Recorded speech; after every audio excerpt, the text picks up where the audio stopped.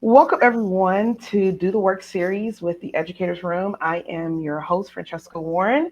It is a cold day in the state of Georgia, but we are here with Dr. TD and Dr. Katherine Wright. We are so excited to have them. We guys know that we've been focusing a lot more on research and bringing evidence-based practices into the conversation that we have about education. And so when I was sent this study, Drawing to Improve Meta-Comprehension Accuracy, last year, I was really intrigued by it. So giving you guys a little bit of background, we asked our readers to what was the research that really guided them this last year in 2022, and this was a study that was sent to us. So before we talk about it, can you guys introduce yourselves, your background, and then we'll start with how you guys even got into wanting to talk about meta comprehension and drawing. Sure thing. Thanks so much. So my name is Dr. Katherine Wright. I'm a former middle school English and social studies teacher. I got certified in social studies way back in the day and then realized that many social studies teachers had to do some sort of sports and I couldn't do that. So I also became certified in English so that I would be more marketable, and really found that when I was teaching social studies, it was really just teaching English through a very specific lens. And I became really interested in this idea of how do we support students' disciplinary literacy? How do we help them read, write, and think like field experts? And how might that start to close some of those opportunity gaps that we know really exist in our system? So my research really focuses on developing strategies to engage our students, support them, and motivate them, because it's one thing if we teach them to read and write, but if they never want to do it again, we haven't really accomplished much. And having worked with middle school students who are reluctant at a lot of things, that's really my passion. I love it when a kid says, I hate to read. I'm like, great, challenge accepted. Let's go. Let's find a way around this. So I really work to deepen our understanding of disciplinary literacy, specifically how helping them read and write can really, move them forward and get them into those conversations, get them into the STEM fields and things like that. Okay. Hi, everyone. I'm Keith TD. I'm a professor at Boise State. I thought one of us should broadcast that. Give a shout out to Boise State. I was a former high school math teacher, and I just kind of put that past me once I got into the doctoral program and got turned on to educational psychology, and really started finding a lot of enjoyment doing research on comprehension and comprehension monitoring, which is really what I've focused on my entire career. So I've worked a lot to try to develop and evaluate approaches that help students more accurately assess their own learning. And the reason it's important and the reason I've enjoyed it is that we've also done research that shows that how well a person can differentiate what they know and don't know leads to better decisions about what to study and restudy. And that's been linked to higher overall reading. So monitoring accuracy is kind of the fundamental building block in the kind of self-regulated learning. And I've enjoyed doing research in that space forever. That's really interesting. And Dr. TD, I didn't realize you were a math teacher, and Dr. Wright, I didn't realize you were an English teacher. So this is really interesting from that perspective. So can you guys talk about how you guys even got into this study? What was the trigger point to say, this might be something that we can dig into and learn more about? You want me to, before we get too far, Dr. Warren, I thought it might be good to just help everyone get their heads around meta-comprehension, like what it is and why you should care about it, because it's a small little audience. This is kind of comical that this is going to so many people when I think Katherine and I are used to having like dozens of people read what we do, and so to have this large an audience, I'm going to really try to convince everybody that they should start getting very into meta-comprehension.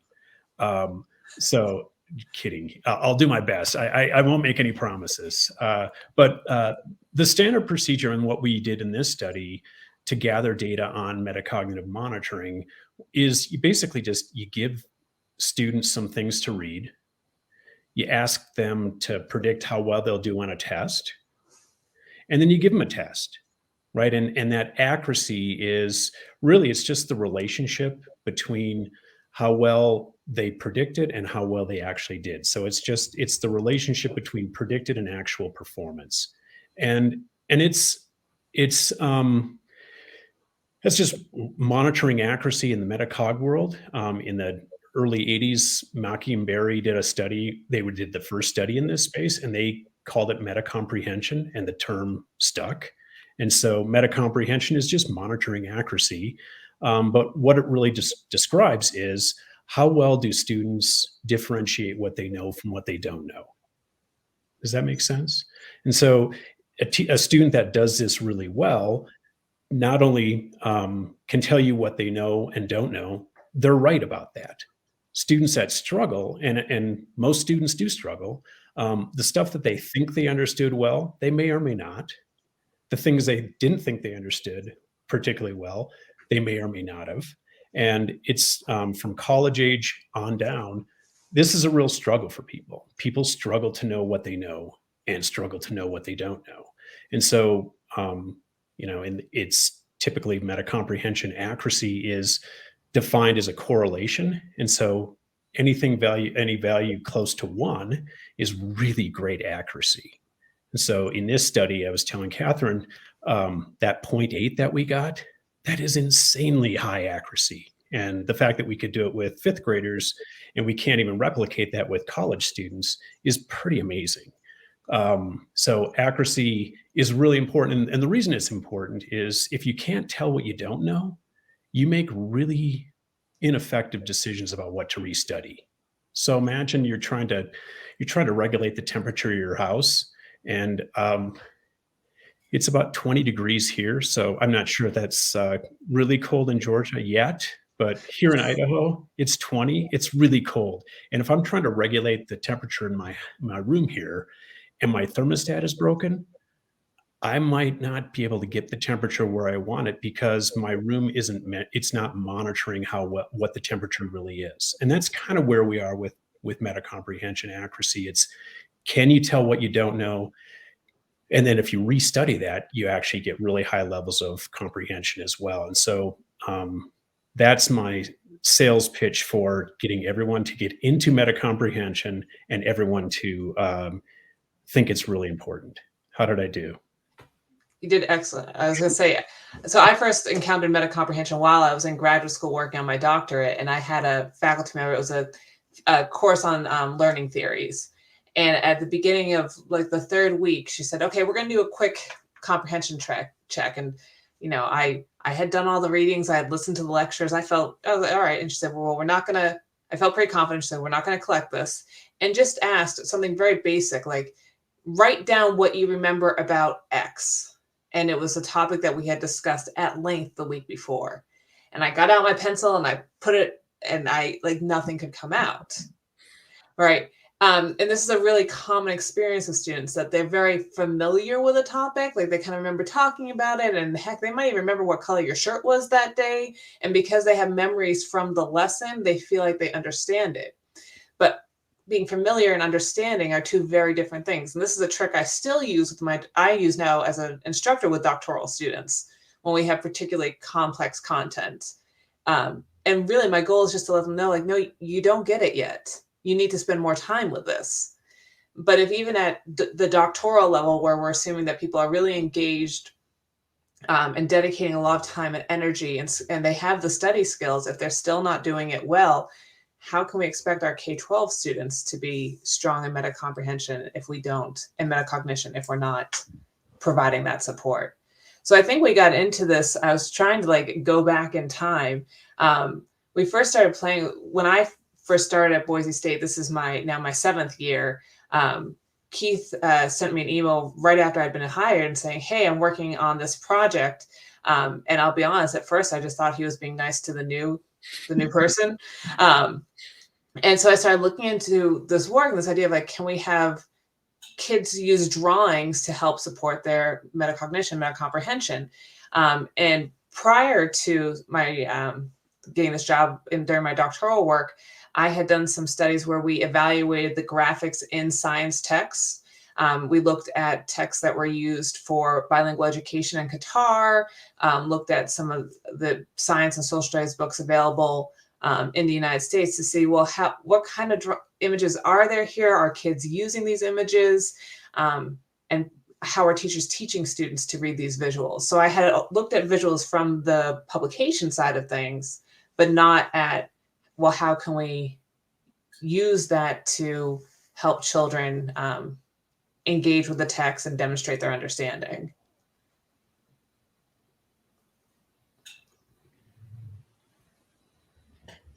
We've been virtual for 3 years and still go on mute. It's so interesting when you guys talked about that, and especially the definition of meta-comprehension and just how people retain information, because there's a battle in K-12 right now. I call it a battle.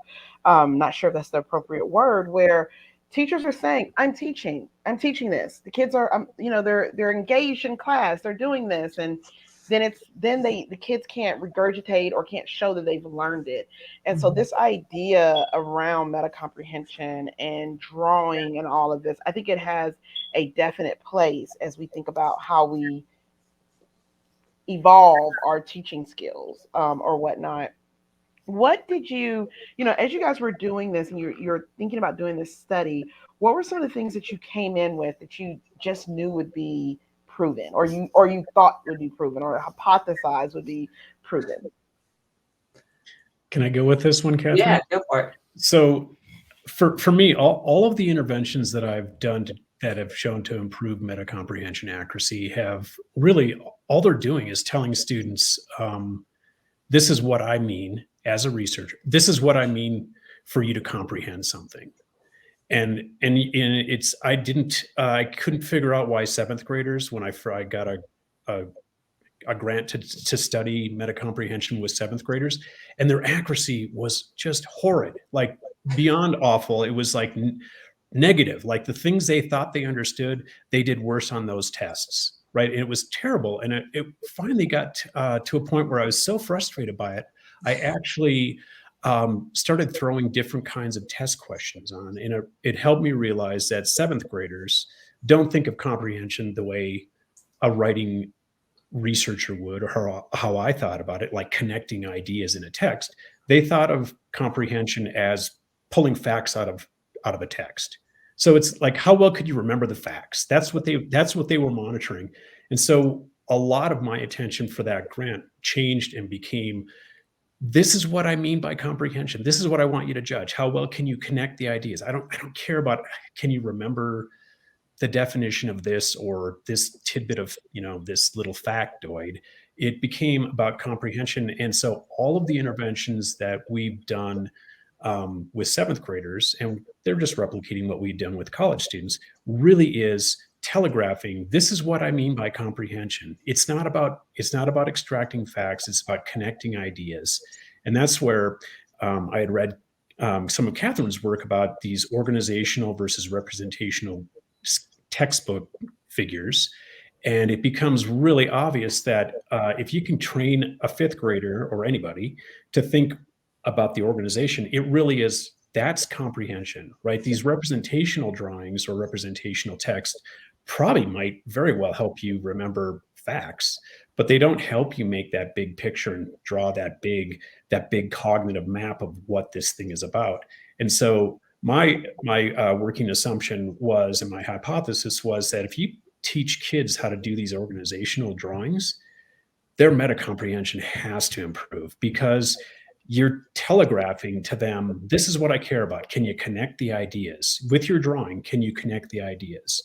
And that was my main hypothesis, that organizational drawings would help them, would improve their meta comprehension accuracy. And I don't even think Katherine and I had to take a beer bet on that. I think she. No, definitely. Coming from the literacy side of things, so there's been some research done looking at when people from different expert fields approach a text in their field, what are they doing? What are they looking for? And so when we talk about experienced scientists, chemists, physicists, when they're reading a text, they're not just trying to extract discrete facts, they're trying to put together a mental model of what's going on, of a phenomena, of something that's happening in the natural or, in the world. All right. So it's not, and unfortunately, so much of our science education has become that fact-based, and kids really think it's just, can I regurgitate the facts?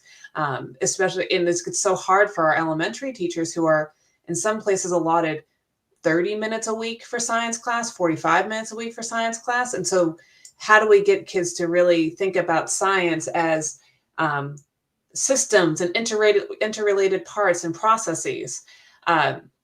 So when we talk about representational versus organizational drawings, a representational drawing would be something like just picking out some pieces from the text. So in the article, we've got an example, but excuse me. So to contrast that, a more organizational one will show how these different pieces interact.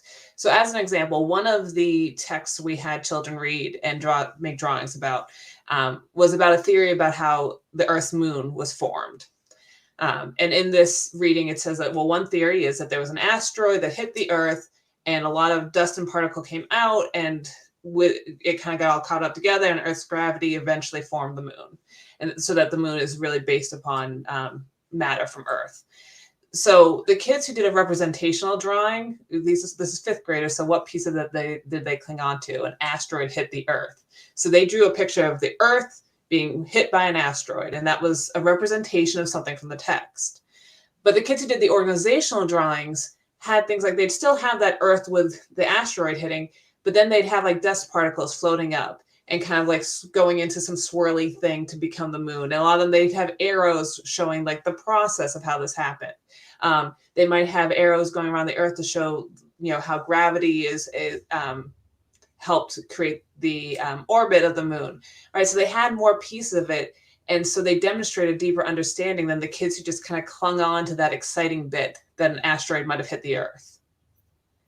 And so the kids who did those organizational drawings really demonstrated better comprehension of the text, like the big takeaways that you would want a child to extract from that text, not just that at some point, perhaps an asteroid hit the Earth. I made a mark as I marked up the article, and this idea that you guys have you actually had three groups, right? Mm-hmm. You had a group that drew representational, and then organizational, and then you had one that didn't draw anything, right? Correct. So can you talk about, because as a teacher, I'm listening to this, and we have some comments where they're talking about drawing never really comes from scratch. It really is a process of how a kid thinks and expresses himself. And we could have plenty of words related to any drawing made by kids.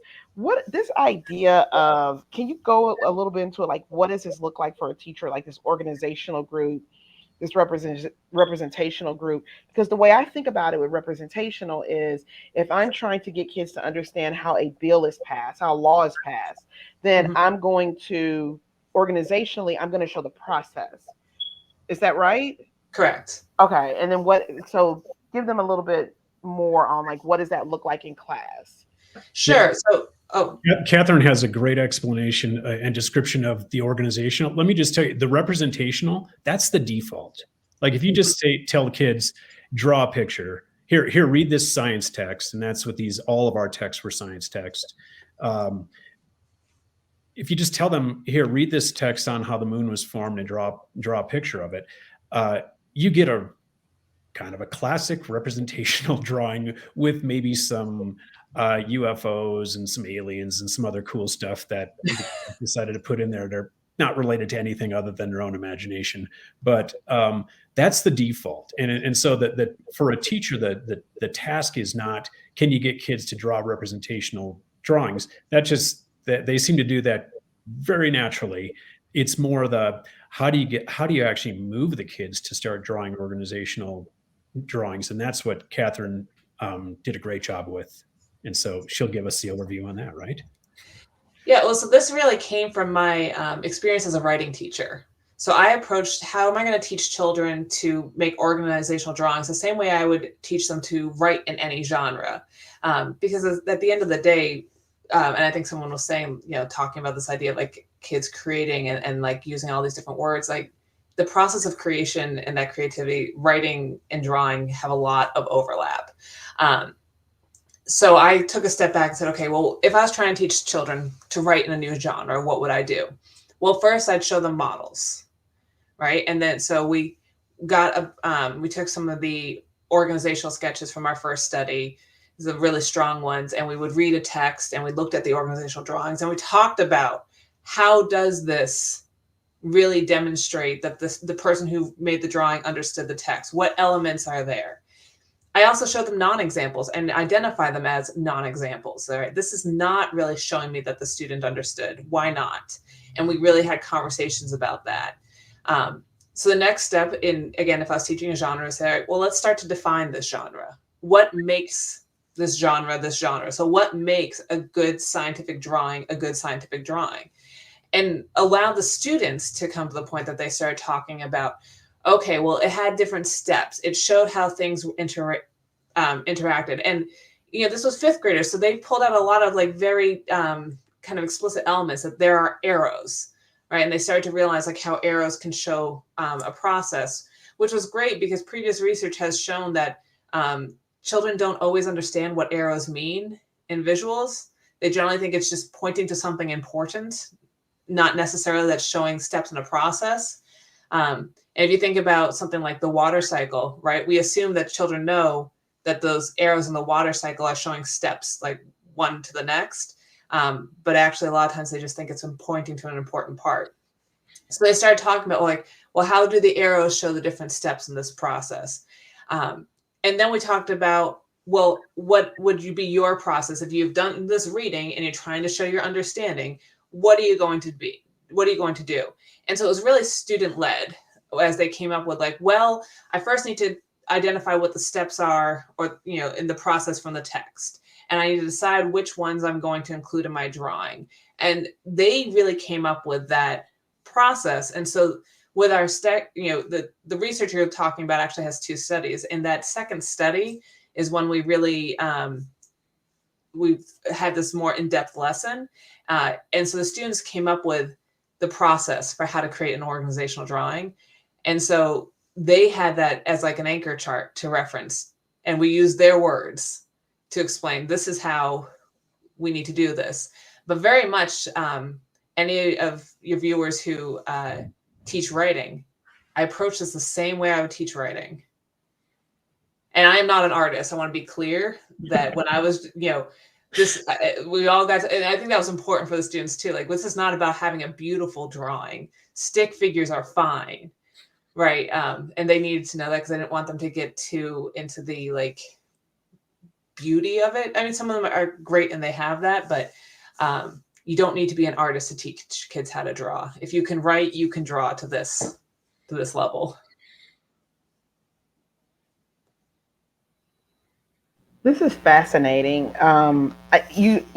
TD, you said something that really caught my eye. Is like you used all science text with this. So that to me is really important because as we know as practitioners, is that those science texts and those social studies texts a lot of times are really difficult. What was the reasoning behind that piece? I've always just used scientific text because they have a really clear causal chain, like this causes this, which causes this, which causes this. And so in writing test questions that try to tap into whether students can see and connect ideas, that causal chain is really, really important in terms of like being able to write good questions that tap into that, rather than just facts. And so I've always just used scientific text, mostly because I've had colleagues that have played in that space, both at Illinois when I was there, and here we had two of the authors are science teachers.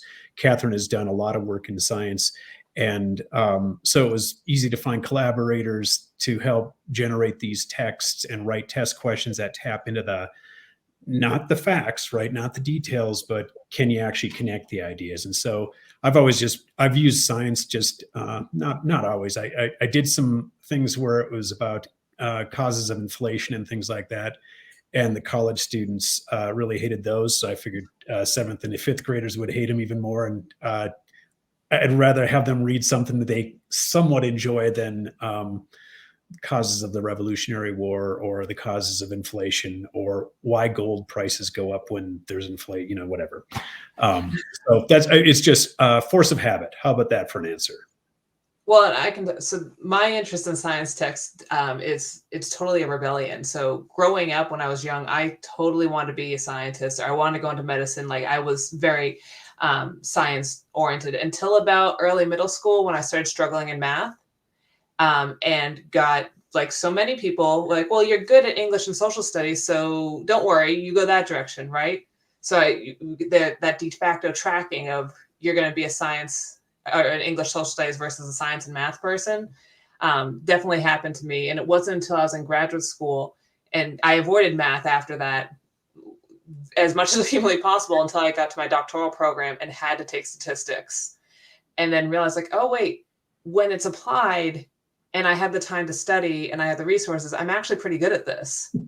So this is my rebellion now, that I am now trying to make it clear that no, actually that critical thinking that's important for reading and writing actually really has a place in science, is needed in science. If you're not communicating your findings as a scientist, then you're a mad scientist in a lab. You're not actually engaging in the scientific community. So that's where my interest comes from. And this has gotten my, me thinking about this, because as educators are watching this, and they can replay this anytime, just this idea of going into work this week and thinking about how ideas relate to one another. Mm-hmm. I think that within itself is kind of, especially in this, we've come out of this, I don't mean we've come out of it, but this whole idea of testing is answering multiple choice questions and high stakes testing. And so this idea that no, it's how something relates to something, that can y'all speak a little bit about that? Because for some teachers, you might be certified, emergency certified, and you're just trying to regurgitate information. This is learning, and this is how I learn. But talk about this idea of in relationship to, because that's something there too. Well, and I think I would encourage teachers, and I remember being a new teacher and terrified of those tests at the end of the year, right? Like, no matter what your admin says about like, oh, it doesn't matter, or I don't know if anyone's saying that, but if they are, that it's somehow going to reflect on you. And so there's this fear-based instruction almost to focus on what are the discrete skills and things that students are going to need. I remember when I was teaching in Texas, the writing exam that was limited to like 25 lines of text. So I was being encouraged to never let my students write more than 25 lines, because on the test, they're not going to be able to. Well, that's not authentic writing. And I think when we're talking about comprehension of content, be it science, social studies, whatever, there's this fear-based that like, I need to make sure that they can regurgitate all the facts.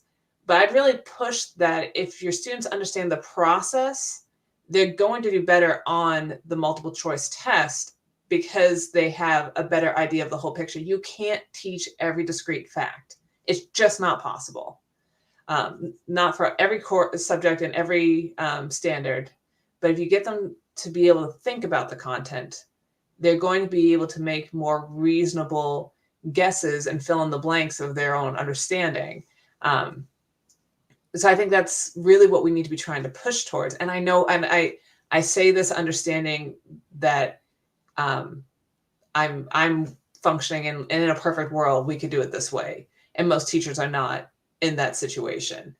But the more you can push to really focus on those bigger picture, the connection between ideas versus rote memorization of facts, I do think your students are going to do better.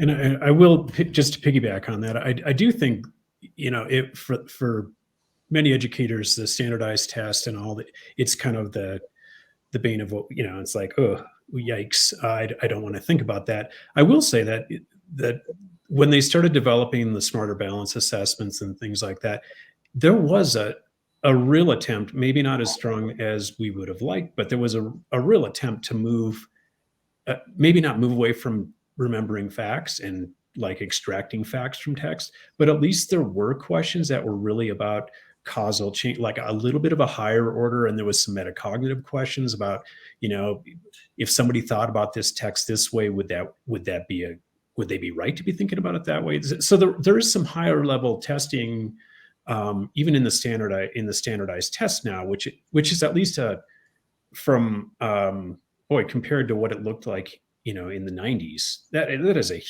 like the fact that there's any of that is a real improvement. And I do think that people often will think I can't focus on the comprehension because there still are detailed questions, right?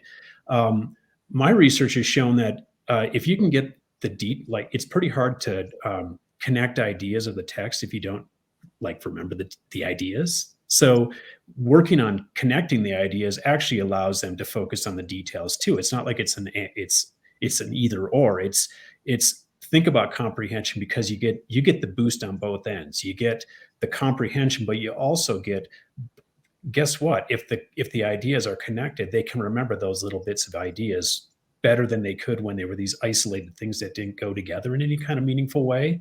And so the big global picture, the comprehension part, actually helps them remember the details, the facts that make up that article or that passage that they read. That's so interesting, all of this. And I guess one of the questions that I have, because we've already been talking 30 minutes and we could talk about this all day. Walk our readers through how you guys set up the study and what were some of the surprises that you found? Were there surprises? Was your hypothesis right? I know the answer because I've read the study, but for many people on here, they haven't. But how did you set this up and why did you set it up the way that you did, and go from there? Keith, do you want me to take this or do you want to? Yeah, go for it. All right. So, and I know some of this we've kind of said, but our goal is really to see if students could use the cues from their drawings, if they could judge whether or not they made a good drawing and use that to say, okay, do I understand the text? So in our first study, what we did is we broke 60 students up into 2 groups and provided them with some very basic instructions. So the organizational group in that study, they read a scientific text aloud as a class and they were shown a model. And we just said, look, this is good because it connects things.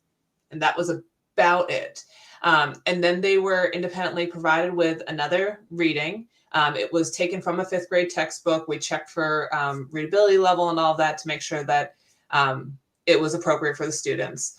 And then they read the text, they created a drawing, and then we just asked them, if you were to take a 5-question multiple choice quiz on this reading, how many would you get correct? And they judged their comprehension from 0 to 5.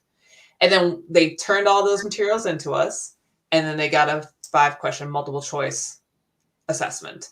And we repeated that over once a week over 5 weeks. The other group, everything was the same, except in the representational group, they were shown a model of a representational drawing and just told, look, this is a good drawing because it's got a lot of stuff in it. And I think we used the technical term stuff just to really make sure that they understood what we were saying. And in this process, the students who did the organizational drawings, they did outperform on the comprehension tests, and they were also much better at predicting their performance. So then we came back the following year and said, okay, well, what's the next step? Well, we wanted to have a comparison group just to say well, what happens if kids just read a text, judge their comprehension, and take the test? So no drawing whatsoever. We kept the representational group exactly how it was the time before. And then the organizational group got that more in-depth instruction. So it was a lesson that I think it probably took about 90 minutes one time where I came in with that organizational group and really walked them through the process of creating a good scientific drawing in the same way that we would teach them how to write in a specific genre. And then we repeated the process over 5 weeks with 5 different texts. And this is what Keith was talking about earlier. Again, that organizational group really outperformed both the representational group and the control group on the comprehension, but their meta-comprehension accuracy was about 0.8, so about 80%, which, as Keith said, and Keith has done this research for a long time, like never have we seen that kind of accuracy, and especially out of children this young. So there's really a lot of excitement there that like kids can do this. I think, Francesca, the surprise for me really was how natural representational drawing. I mean, that was like we could have gone in and just said, yeah, just draw whatever you want, and they would have drawn a representational drawing, because that's what they do. And it was really interesting, with just because I knew I had the really good teacher, Katherine, teaching the organizational thing. I know about as much about fifth graders as I do about my two kids that have been fifth graders at one time. So I was a bit nervous about going in and teaching fifth grade students how to draw representational drawings. I managed to pull it off, even though I'm a high school math teacher. So, but it really was. I had the easy job on that, because it was just kind of go do what you would naturally do, versus what Katherine had to convince them to do, which was a whole lot of work.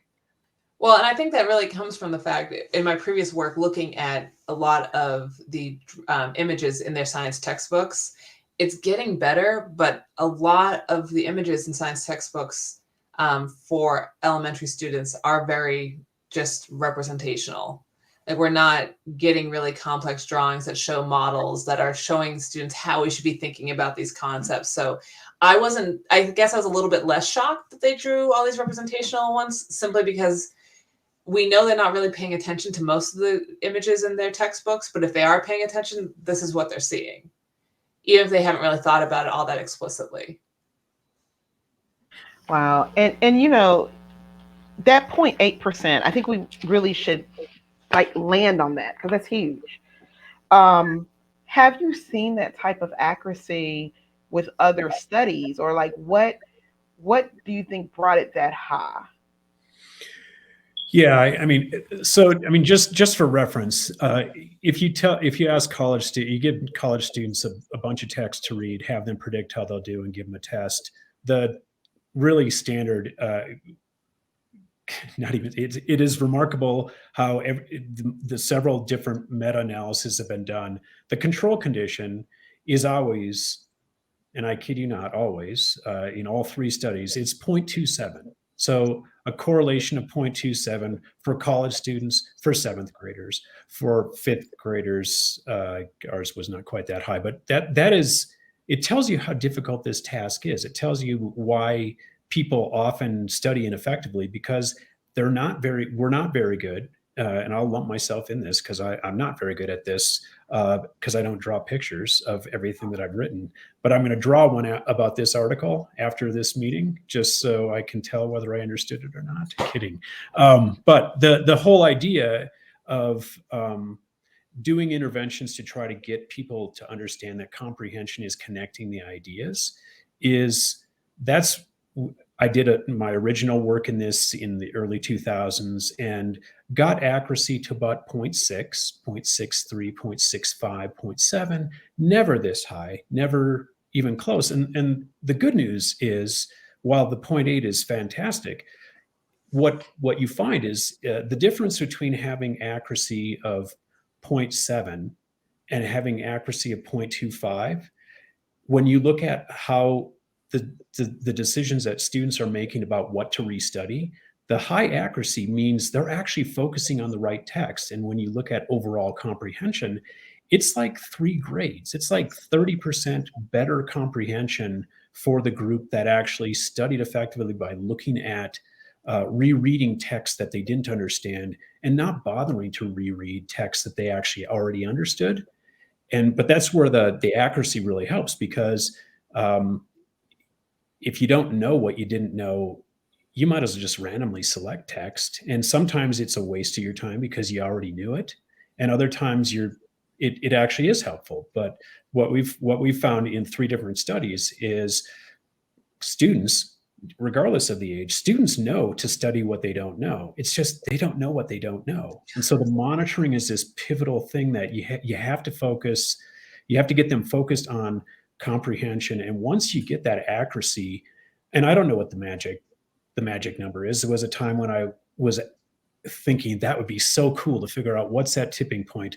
I lost patience in trying to design studies to do that. But 0.6 versus 0.25, there is a huge difference in performance when you do that. The 0.8 is just like, holy moly, that is off the charts accurate. And the beauty is they didn't have to be that accurate necessarily, but I think part of what it does, the other interventions that I've done are doing things like having kids write summaries. And I can, here's my summary, right? Versus a picture where you actually look at it and go, boy, I clearly didn't understand what that was. Like at a glance, you can look at that, a drawing, and say, that's got some stuff there. I think that I might have understood this one okay. And that's really what we're asking them to do, right? Draw a picture. And if they struggle to draw that organizational picture in particular, it's a cue that they didn't understand what they read. If they could draw a good picture, a nice organizational drawing, it should be very reassuring to the student that they understood what they read, because look at that picture. It has all this information in it. And so really what we're trying to do with this intervention, or any of these interventions, is help the students identify the text they really understood and the ones they didn't. And I think visually, those two, one that you understood and one that you didn't understand, that really pops visually, in sharp contrast to a summary, which is a bunch of words on a page, right? So I think that's probably why it was so effective. The drawing, I don't know if you could get college students to draw pictures. Like they might think they're too cool to do that. But that's something we could try, I suppose. But it works really well. I mean, the kids were into the drawing. I mean, and I think. Oh, sorry. Yep. I was going to say too. I think part of this is that if you ask children to respond, demonstrate their understanding, even if it's a multiple choice question or writing summaries or anything that's involving reading and writing, you are also testing their reading and writing skills, period. Right? So they might really understand a lot of the content, but maybe they just don't have the writing fluency and stamina to write out a full summary. Right? They're going to leave off details because they just don't want to, or they're going to stress out over whether or not they spelled a word correctly, or things like that. I think the beauty of the drawings is that it really alleviates a lot of those language demands, but allows you to see what do the children know and what do they not know. So, one of the things Keith and I have talked about for years is like, all right, well, now how do we start taking this to teachers? Saying rather than having your students read a passage and write a summary, which, let's be honest, the teacher does not want to read 25 summaries of the same text over and over and over again. Like, I've been there. We've all been there. It's not fun. If you know how to evaluate the drawings, if you've taught the students how they should be doing these drawings, that's a much better way to start being able to monitor your students' understanding of the content and to be able to really identify where misconceptions are. Because a lot of times if children are writing, if they don't understand something, they're just not going to talk about it.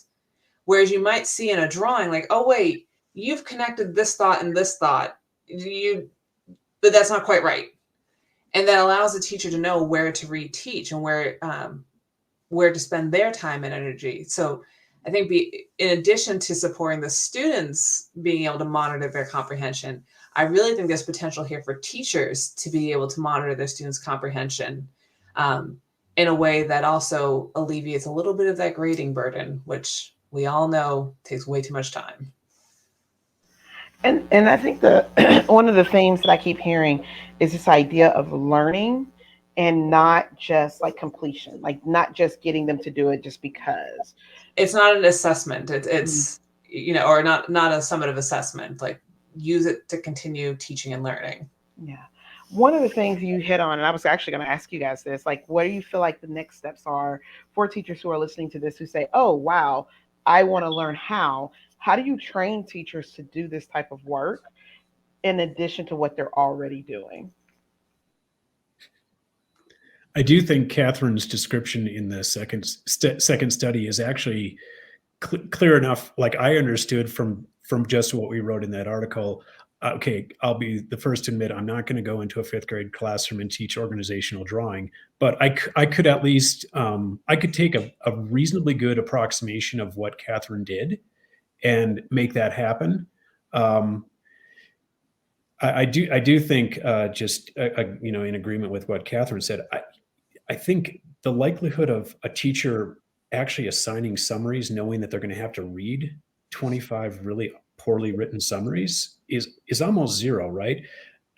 I got a huge kick out of looking at the drawings when we were coding these things. And it's not like I didn't enjoy reading summaries. Okay, I didn't. But looking at these drawings, it's like, oh my gosh, that is so cool. They actually connected things with prior knowledge that it wasn't even in the text, right? They're just drawing extra stuff to make their pictures better. And they were fun to look at. And as a teacher, I think I could set up my 25 students drawings, and I could tell you, let's put them in buckets. Which kids really got it? Here's these drawings. Which kids, I don't even know what they're thinking. That's illustrated with these drawings, and it would help me a ton to like just look at those drawings. It would take virtually no time at all and be able to actually sit down in a small group and say, let's talk about this article. Let's talk about your drawings and let's work through some of this. And I think as a tool for helping teacher, kind of a formative assessment, as using the drawings as a formative assessment to help a teacher work with kids to help them better understand things, the drawings were exponentially better than a summary. I mean, it was just like so much fun for me as a researcher, hopefully as a teacher, but also just really informative because you can tell the difference, just like the kids could tell you this, their drawings between a good drawing and a bad drawing, or not such a clear drawing. A teacher could do that just as well, and I think it'd be a really powerful approach for helping them teach the science texts better. Well, and I think in the article, we do have the sample drawings, like not an example and a non-example that is what we used in the actual lesson. And, showing that to the students and talking about the differences. And I also want to say that this didn't take very long. I think there were some children who, if we had given them the entire school day to draw, they would have kept drawing. But for the most part, they created these in 10 to 15 minutes, which I don't know a fifth grader who can write a solid paragraph summary in 10 to 15 minutes. That's just more time. There's not enough time because there's so many other cognitive processes that have to go into that. They're thinking about, well, a paragraph means 5 sentences, right? Or can I do 6 sentences? All those little decisions that really interfere with them being able to show their knowledge. The drawings, I think it's a bit more natural. And I do think that you could probably get older students to do this if you explain to them the purpose. If you just ask them to draw, I think they're going to sit there and say, well, this is like, what are they, how old does she think I am? Right? That kind of thing. But if you explain to them why they're doing this, that, this is a way to model scientific thinking and knowledge, and that scientists use models, and making them understand that this is a way that a scientist would engage with their community, well, then it's not like a little kid thing to do. And I say that, though, as someone who loved to get glue and glitter out with 8th graders, because they still enjoy being, having that opportunity to be creative as part of their learning. This is so interesting to me. We have about 13 minutes left, and I have to ask, you had your findings from this study. What would be the next if you got this $1 million grant to continue this work, right? What does this look like? What would be the next piece that you would dig deep into? I think first, Keith and I we have a lot of ideas, and so there would be a fight as to which idea reigns supreme. But I think kind of leaning more into this piece that we've kind of been hypothesizing here at the end, that this could really be a great formative assessment tool for teachers, and really looking into, I taught the lesson. If a teacher teaches in their own classroom, we were in a real school, but anytime you bring in a researcher, it's a bit inauthentic. They knew me or they didn't know me. They were excited by a new person. Maybe they paid more attention. I'm not going to pretend none of those things came into play. Right. So what happens when teachers do this in their own classrooms and then start to try to judge the drawings themselves? Can they start to, as Keith was saying, really say like, yeah, this is the bucket of kids who understood it. Here's the bucket of kids who didn't. And can I start to identify some of those misconceptions? We hypothesize that it's doable. We look at the drawings now that we have spent a lot of time looking at a lot of drawings and say like, yeah, it's totally possible to see this, but what does that really look like in a real classroom with the real constraints of a real classroom? Not when a researcher's coming in and, handing out free pencils or, that kind of stuff.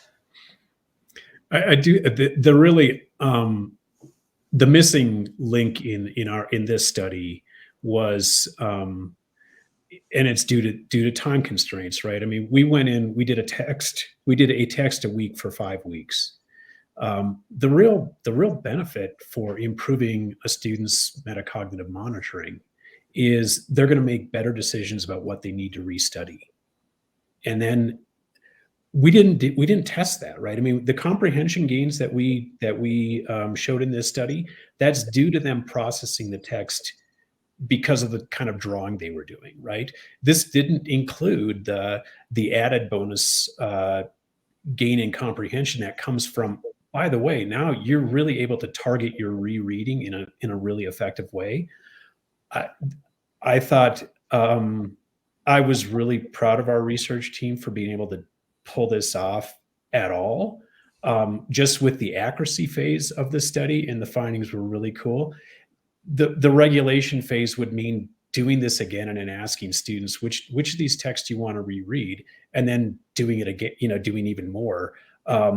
The teachers were fabulously good sports, right? I mean, we went into 3 classrooms and we randomly assigned kids in each of those classrooms to our 3 conditions. And it was like a fire drill at the beginning. Okay, remember, if you're in the organizational, I can't remember what we called them.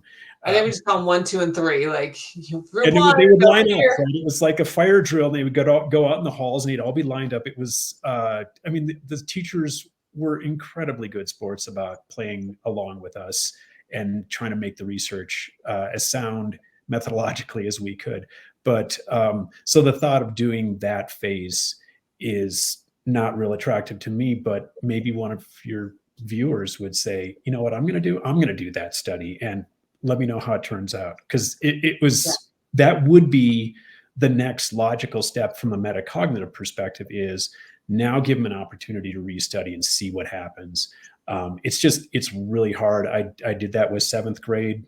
In the 7th grade, it is disruptive to the school. It's a mess, but it's really cool when you see the results, and the gain in comprehension was so substantial for the group that could really accurately monitor that it felt like that was well worth that kind of taking 3 days and kind of throwing the classrooms in disarray for 3 days. But teachers they're just as curious as us, anybody that's doing research. And I think the 3 teachers that we worked with were pretty psyched by the results. The principal was pretty psyched by the results. I haven't snuck into their classrooms to see if they're doing organizational drawing anymore, but I'll leave that to Katherine. I'm sure she'll sneak into the schools, right? Oh, totally. No one cares, right? If you just walk now. Yeah, I really, and I think, Keith, you make a really good point. And because of the rules of research, we can't reveal who those teachers were, but they were amazing. And so if they are ever watching this, we are so grateful for their time and commitment, because we do understand that teachers are being asked to do way too much right now. And so when someone says like, yeah, you can come in and do research, we don't take that lightly. We don't take that for granted. It is so hard for researchers to get into schools and do the research that matters, because teachers have too much going on right now anyway, and principals have too much pressure. And so we are so grateful for when those opportunities arise, that teachers are willing and able to work with us. And so, teachers, as you're listening to this and you have the study, we put the link on our page for you to try this and to reach out to them and see, like, how did it go and what did you notice and those things. So, we have 7 minutes left. Is there anything from this study that we did not talk about that you're like, well, I've got to say this? I think we've hit all the main points. We really appreciate getting in front of you and so many other viewers. This is, as I said, our articles sit in journals, and somebody may break them open from time to time. So to have an opportunity to talk to this many people in one sitting is, it's a wonderful opportunity for us. So thank you. I'd also say just, I think when I was a teacher, on the few times that I got to see research, I kind of assumed that the researchers were just like up in these ivory towers doing their very important things. Yeah. I can't tell you how excited I am on the rare occasions I hear from a teacher who says like, oh, your research was interesting.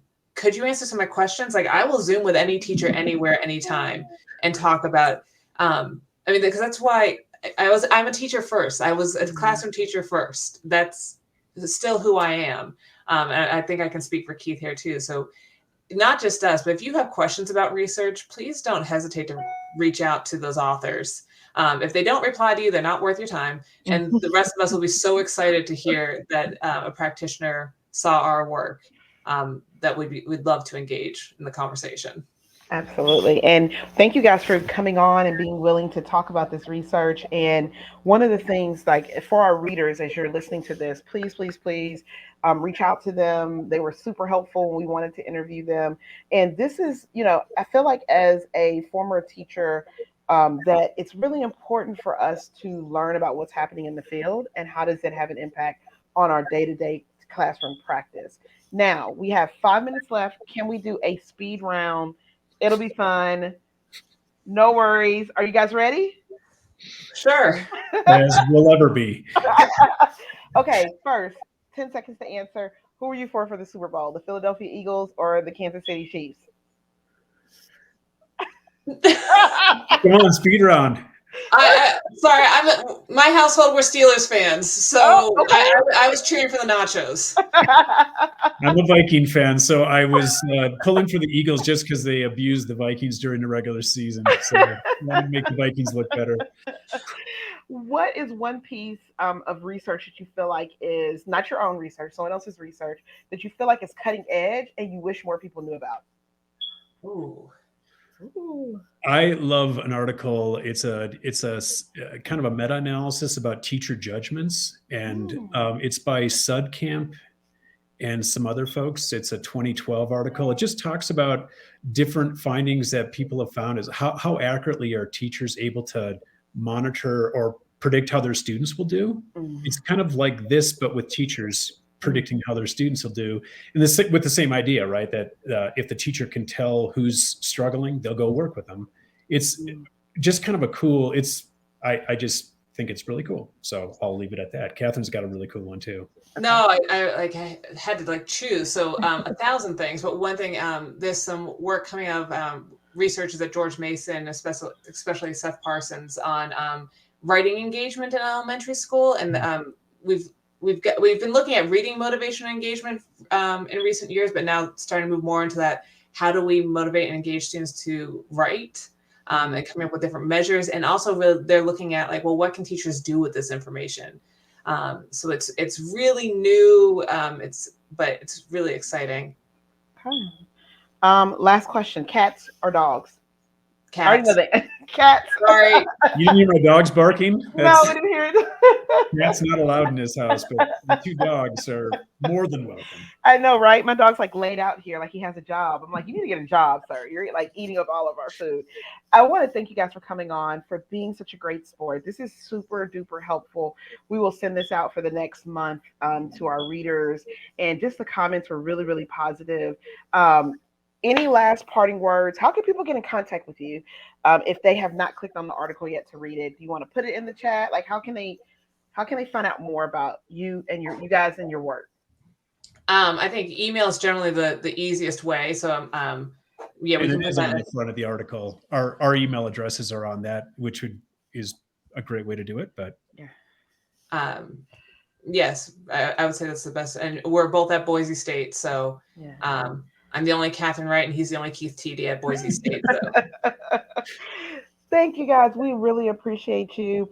Readers, please leave your comments. Please email them. And hopefully, you'll be able to take some of this evidence that they found to help you in your classroom this week.